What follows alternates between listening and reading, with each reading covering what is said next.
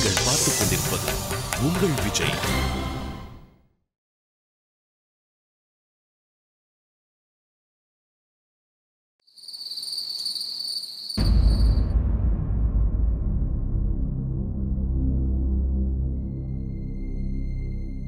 மாமா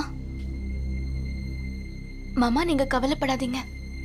நீங்க வேணா பாருங்க, எல்லாமே சீக்கிரம் சரியாயிடும். அந்த கடவுள் நிச்சயமா சரி பண்ணிடுவாரு. ஏதாவது ஒரு வழி கண்டிப்பா கிடைக்கும்.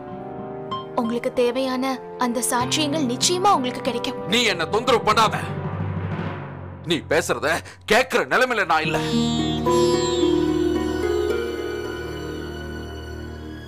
சாரி சாரி மாமா.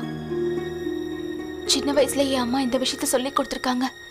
அந்த கடவுள் கிட்ட உண்மையான மனசோட நாம என்ன வேண்டுனாலும் அதை கண்டிப்பா அவர் கொடுப்பாராம். அப்புறம் எனக்கு தெரிஞ்சு உங்களோட மனசும் உண்மையானதுதான். உங்களுக்கும் நீங்க என்ன விரும்புறீங்களோ அதெல்லாம் கண்டிப்பா கிடைக்கும். அதனால்தான் நான் என்னோட நீ சொன்னது தப்புன்னு நான் சொல்ல வரல வித்யா. நான் சொல்ல வந்தது என்னன்னா, இப்ப நீ பேசுறது எல்லாம் கேட்கிற மனோநிலையில நான் இப்ப இல்ல வித்யா. அந்த ஆண்டவனும் எனக்கு உதவி பண்ண போறதில்ல. ஏன்னா இப்ப ஏற்பட்ட பாவிக்கு அவர் ஏன் உதவி பண்ணணும்? இல்ல மாமா, இல்ல, அப்படிலாம் சொல்லாதீங்க. கடவுளோட மனசு ரொம்ப பெருசு.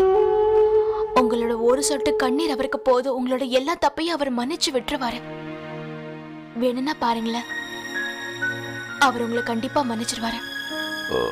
உனக்கு கடவுள் மேல ரொம்ப நம்பிக்கை இருக்குல்ல? அதுவும் சரிதான் வித்யா. நீ சொல்றது அவர் கேட்கறதுக்கு வாய்ப்பு இருக்கு. அவ்வளவு நம்பிக்கை வச்சிருக்க அவர் மேல.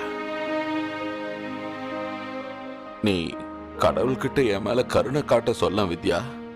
என்னோட பாவங்களை எல்லாம் மன்னிச்சு எனக்கு சாட்சிகளை கொடுக்க சொல்ல வித்யா. இல்ல, அதெல்லாம் எனக்காக இல்லாட்டியும் நம்மளோட இந்த வீட்டுக்காக, இந்த வீட்டுல இருக்கிறவங்களோட ஒட்டுமொத்த சந்தோஷத்துக்காக. கடவுள் எல்லாத்தையும் சரி பண்ணிடுவாரு. அதுவும் ரொம்ப சீக்கிரமா. நான் ஒரு வேலை பண்றேன். உங்களுக்காக சாப்பாடு எடுத்து வைக்கிறேன். உங்களுக்கு பசிக்கும்ல?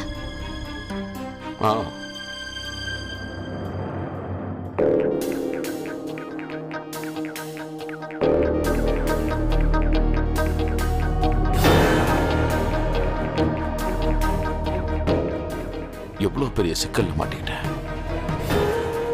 ஒரு பக்கம் எனக்கு எதிராக 3 பேர் சேர்ந்திருக்காங்க. 3 பேரும் தேவிங்க. எப்ப இவனை அழிக்கலான்னு பார்த்துட்டு இருக்காங்க. இந்த பக்கம் இவைய என்னடான்னா சென்டிமெண்ட் பேசியே என்னை கொன்னுடுவா போல இருக்கு. சென்டிமெண்ட்ல இவளை அடிச்சுக்க ஆளே இல்ல போல இருக்கு.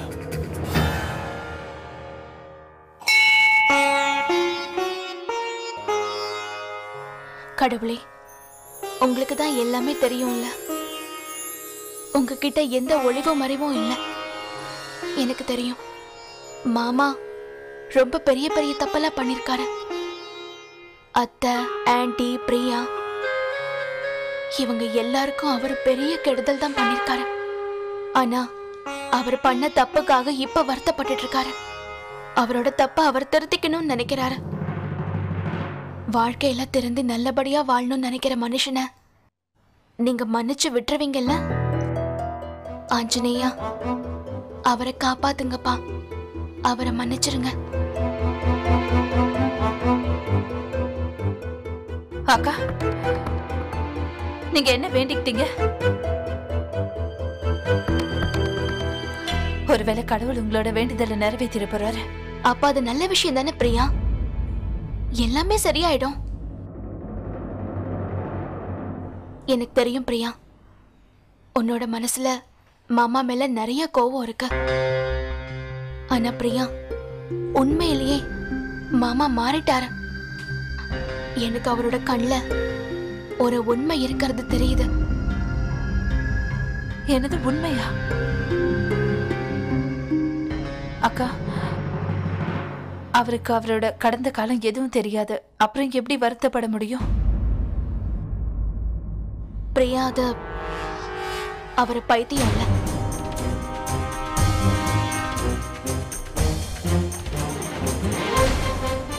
ஆமா பிரியா, எனக்கு இந்த விஷயம் கொஞ்ச நாள் முன்னாடி தான் தெரியும். ஆனா பிரியா, இந்த விஷயத்தை நீ யார்கிட்டயும் சொல்லிடாத.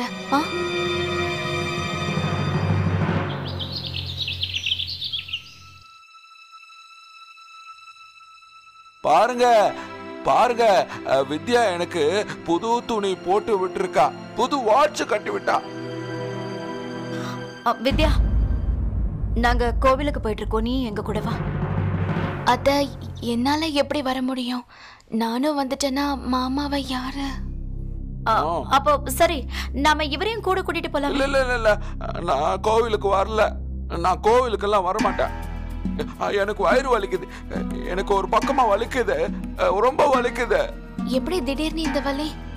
இல்ல, அது இவங்க வற்புறுத்தி என்ன பாலை குடிக்க வச்சாங்கல்ல, அன்னையில இருந்து எனக்கு வலிச்சுட்டே இருக்கு. சரி சரி, ஓகே, நான் உங்களுக்காக மருந்து கொண்டு வரேன், நீங்க கவலைப்படாம இருங்க. மேடம், நான் போய் வண்டி எடுக்கிறேன். சரி, சிட்டுனே போய் வண்டி எடுக்க மருந்து எடுத்துட்டு வரேன். பிரியா, ஆதி எங்க? அவரு ஒரு முக்கியமான வேலையா போயிருக்காரு. ஸ்ட்ரெயிட்டா கோயிலுக்கே வந்துடுறேன்னு சொல்லிட்டாரு. எங்க பாருங்க, வித்யாவை தொல்லை பண்ண கூடாது. எங்க பாருமா வித்யா, பத்திரமா இரு. சரி அத்தை. கிளம்ப உத்தரா.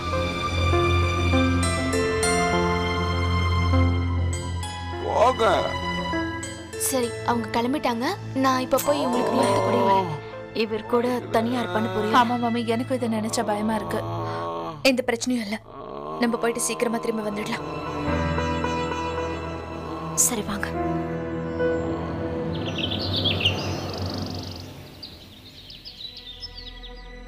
அக்கா, அவருக்கு அவரோட கடந்த காலம் பத்தி எதுவுமே தெரியாது, அப்புறம் எப்படி வருத்தப்பட முடியும்? அவர் அப்படி சொன்னதுமே நீங்க நம்பிட்டீங்களா? உங்களுக்கு தெரியும்ல அவர் எவ்வளவு புத்திசாலின்னு. நீங்க ஒரு பெரிய தப்பான அபிப்பிராயத்துல சிக்கிக்கிட்டு இருக்கீங்க. நான் பிரியா கிட்ட சொன்ன இந்த விஷயத்த அவ எல்லார்கிட்டயும் சொல்லிட மாட்டாள்ல? இல்ல இல்ல, பிரியாவை பத்தி எனக்கு நல்லா தெரியும், அவ யார்கிட்டயும் சொல்ல மாட்டான். ஆனா அவ என்கிட்ட சொன்ன விஷயம் ஒருவேளை உண்மையா? இல்ல இல்ல, நான் ஏன் திடீர்னு இப்படிலாம் யோசிக்கிறேன்? அதெல்லாம் உண்மையா இருக்க முடியாது. மாமா முதல்ல இருந்த மாதிரி இப்ப கிடையாது, அவரை மாறிட்டாரு. அவரை பண்ண தப்பு எல்லாத்தையும் உணர்ந்துட்டாரு. அதோட ஒரு மனுஷன் தான் தப்ப உணரும் போது அவங்களுக்கு நிச்சயமா ஒரு வாய்ப்பு கிடைச்சே ஆகணும்.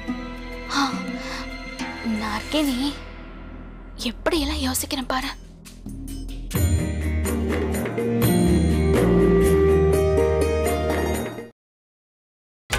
நீங்கள் பார்த்துக் கொண்டிருப்பது உங்கள் விஜய்.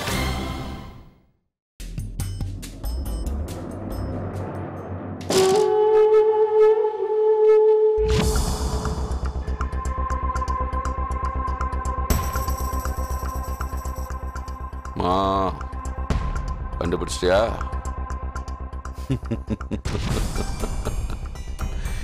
எப்படி கண்டுபிடிக்காம இருப்ப? உன் வாழ்க்கையில மறக்க முடியாத அளவுக்கு பெரிய கான்ட்ராக்டை நான் தானே வாங்கி கொடுத்தேன். ரிப்போர்ட்டர். சரி கேளு, இப்ப அதே ரிப்போர்ட்டர் கிட்ட இன்னும் 3 பேரை நீ அனுப்பி வைக்கணும். நீ கேட்கிற அளவு உனக்கு பணம் கிடைக்கும். இப்ப நீ எங்க இருக்க? ரொம்ப நாளதான் போச்சு. அப்போ ஒரு 5 நிமிஷத்துல வீட்டுக்கு வந்து 3 பேரோட போட்டோவும் காட்டிடுறேன், பிளானையும் சொல்லிடுறேன். இன்னைக்கு என்ன வாழ்க்கையில முன்னேற விடாம தடுக்கிறது அந்த 3 பேர் தான். வந்துடுறேன்.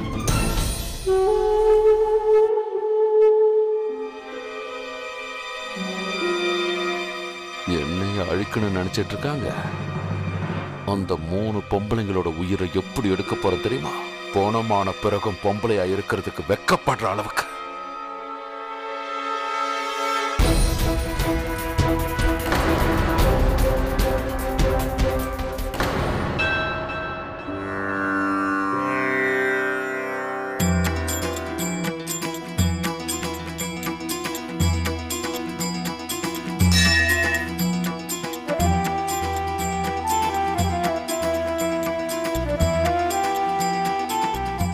என்னாச்சுக்கா? என்னன்னு தெரியல, என் மனசுக்கு ரொம்ப பயமா இருக்கு. அதே, நீ ஒரு வேலை பண்ண, நீ வீட்டுக்கு போய் வித்யாவை இங்க கூட்டிட்டு வந்திருப்போம். சரிம்மா. அப்புறம் அதே அவரையும் கூட கூட்டிட்டு வந்துற.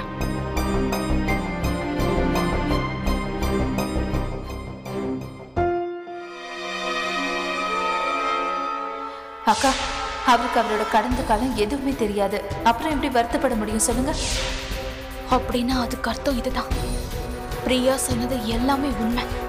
மாமா இப்போ அத்தை, ஆன்ட்டி, பிரியா எல்லாரையும் சாகடிக்கிறத பத்தி தான் பேசிட்டு இருக்காரு.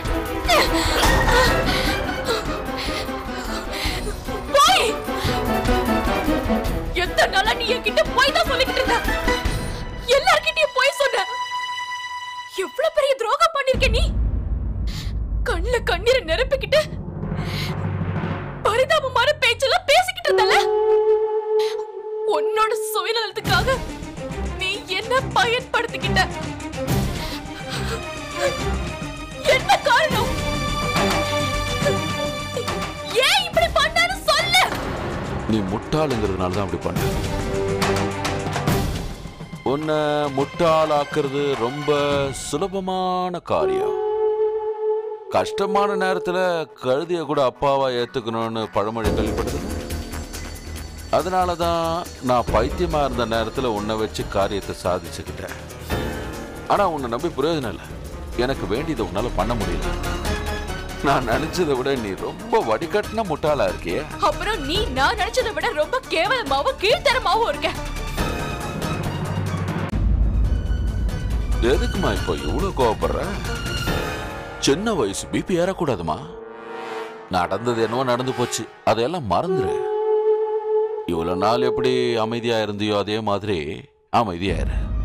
நான் சொல்றதுக்கு ஆமா போட்டா தானே நீ உயிரோட இருக்க முடியும். இல்லனா என்ன பண்ணுவ? என்ன கொலை தானே பண்ணுவ? அத்தை, ஆன்ட்டி, பிரியா எல்லாரையும் கொலை பண்ண முயற்சி பண்ணிட்டு இருக்க. அது என்னோட சூழ்நிலை அப்படி. உதாரணத்துக்கு உன்னையே எடுத்துக்க. ஏன் இவ்வளவு தூரம் எடுத்து சொன்னதுக்கு அப்புறமும் என்ன புரிஞ்சுக்காம அடம் பிடிச்சுக்கிட்டு இருக்க. 30 வருஷமா கண்கண்ட தெய்வமா நினைச்சுக்கிட்டு இருந்த புருஷனையே சொசைட்டில அவனுக்கு இருக்கிற கௌரவத்தை சதிச்சு ஜெயில தள்ள பாக்குறாளே தேவயானி. அந்த 3 பொம்பளைங்களுமே சொசைட்டில அவங்களுக்கு என்ன கௌரவம் இருக்குங்கிறதையே மறந்து போயிட்டாங்க. பொம்பளைங்களை ஆண்டவன் படைச்சதே ஆம்பளைங்களுக்கு அடிமையா வாழத்தான். பொம்பளைங்களை ஆண்டவன் உருவாக்குனதே ஆம்பளைங்களை புரிஞ்சுக்கிட்டு வாழத்தான். அவனோட குணத்தை புரிஞ்சுக்கணும், அவனுக்கு தேவையான சுகத்தை கொடுக்கணும், குடும்பத்தை சமாளிக்கணும். அதாவது பிள்ளைங்களை முறைப்படி வளர்க்கிறவதான் தாய். அந்த கடவுள் தான் படைச்ச ஒவ்வொரு உயிரினத்துக்கும் ஒவ்வொரு இடத்தை வச்சிருக்காரு. பல்லியா இருந்தாலும், பெருச்சாலியா இருந்தாலும், பூனையா இருந்தாலும், குரங்கா பொம்பளைங்க உனக்கு பல்லி பெருச்சாலி மாதிரி இருக்குமா?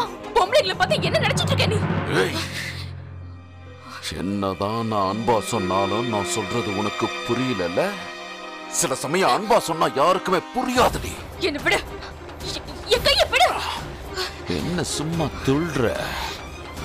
கொத்தாத. நான் எதுக்காக உன்னை அடிக்க போறேன்? இந்த 3 பேரும் செத்ததுக்கு அப்புறமா நீ தானே என் வீட்டை பார்த்துக்க போற. நீ தானே என்னையும் பார்த்துக்கணும். உன்னை நினைச்சா எனக்கு அசிங்கமா இருக்கு. உன்ன மாதிரி தரம் கெட்ட கேவலமான மனுஷனை என் வாழ்க்கையில நான் பார்த்ததே கிடையாது.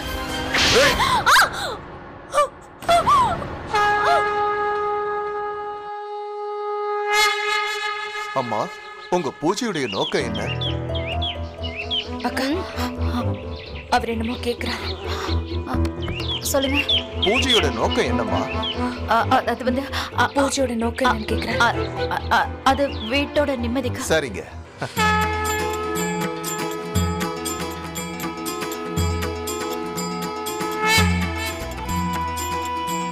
என்னாச்சுக்கா? வித்யாவை நினைச்சா எனக்கு ரொம்ப கவலையா இருக்கு உத்ரா. அவ வீட்டுல தனியா இருக்கா. பொம்பளைங்களுக்கு இவ்வளவு சக்தி எங்க இருந்து வருதுன்னு தெரியலையே. பொம்பளைங்களோட சக்தி என்னன்னு நீ இது வரைக்கும் முழுசா பார்த்தது கிடையாது மிஸ்டர் பிரேமானந்த்.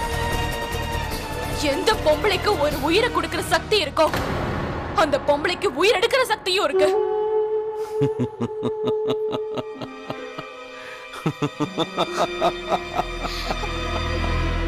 அட என்ன பொண்ணுமா நீ? உயிர் கொடுக்கறத பத்தி பேசுற, உயிரை எடுக்கிறத பத்தி பேசுற.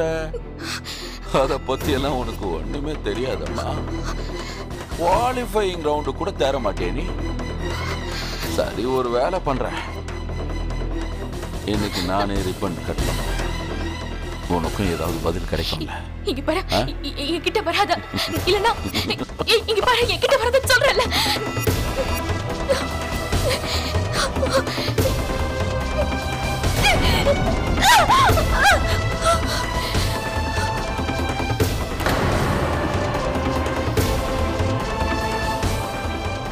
நீ பைத்தியம் இல்ல நடிக்கிறேன்னு எனக்கு சந்தேகம் இருந்துச்சு.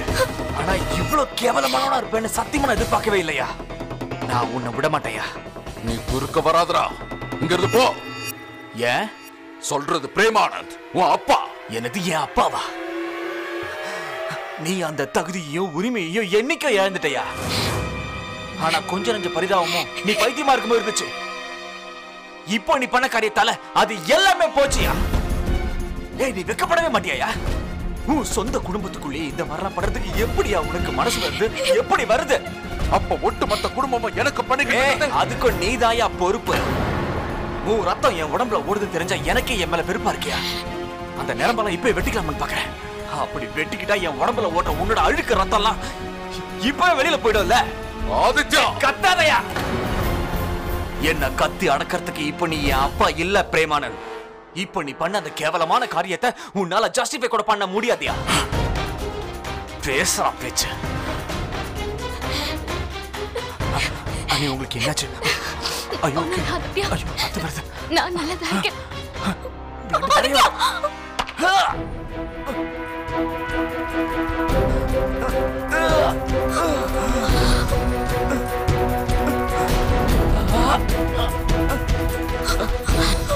ஆதித்யா,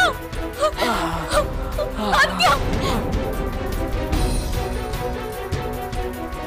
மம்மி, எனக்கு ரொம்ப பயமா இருக்கு. ஆதித்யா திரும்ப வரல. நீ கவலைப்படாதக்கா, ஆதி வீட்டுக்கு தானே போயிருக்கான். ஆனா அவன் இது வரைக்கும் ஒரு போன் கூட பண்ணலையே. நீ பண்ணி பாரு. நீ பண்ணுக்கா.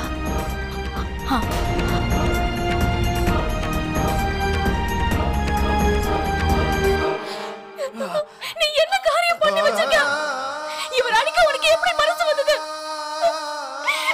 இவர் உங்களோட பையன், அது தெரியலையா? கிளம்பு.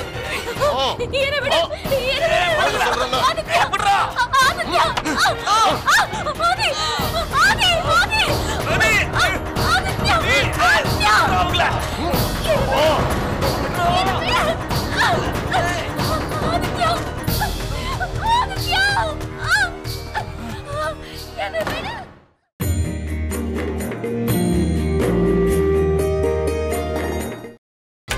நீங்கள் பார்த்துக் கொண்டிருப்பது உங்கள் விஜய்.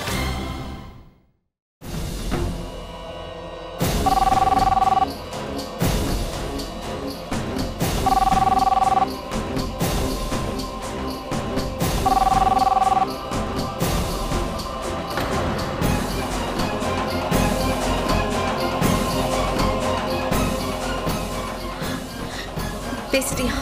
இல்ல உத்ரா, ஆதி போனை எடுக்கவே இல்ல. போன் எடுக்கலையா? இல்ல, என்னாச்சுன்னு தெரியலையே. என்னாச்சு மம்மி? பிரியா, ஆதி வீட்டுக்கு போய் ரொம்ப நேரம் ஆச்சுல, போன் எடுக்க மாட்டேங்கிறான். வித்யாக்காவையும் ஆதித்யாவையும் நினைச்சா ரொம்ப பயமா இருக்கு. இப்ப நம்ம உடனே வீட்டுக்கு போனா நல்லா இருக்கும்னு நினைக்கிறேன். ஆமாக்கா, எனக்கும் அதான் நல்லதுன்னு படுது. வா, சீக்கிரம் போலாம். வா வா, சீக்கிரம் mummy. Vidya, வித்யாக்கா, Aditya, Aadhi, Aditya.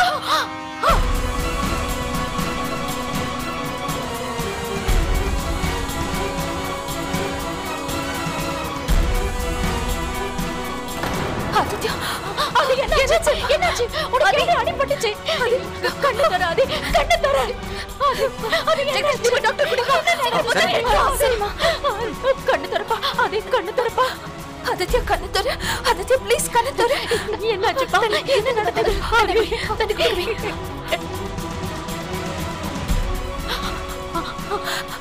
Please கண்ணு தர. அது கண்ணு தர.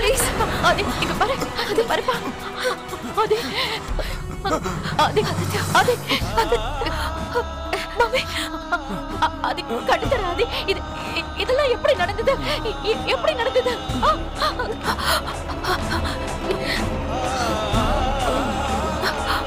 முதல்ல அண்ணியை காப்பாத்துங்க. வித்யா, முதல்ல போய் அவங்க ஏதாச்சும் ஆதித்யா அவங்கள தூக்கிட்டு போயிட்டான். அவங்கள தூக்கிட்டு யாரு யாரு கூட்டிட்டு போனது? அதை சொல்லு. அந்த பாவி பிரேமானந்த அண்ணியை தூக்கிட்டு போயிட்டான்.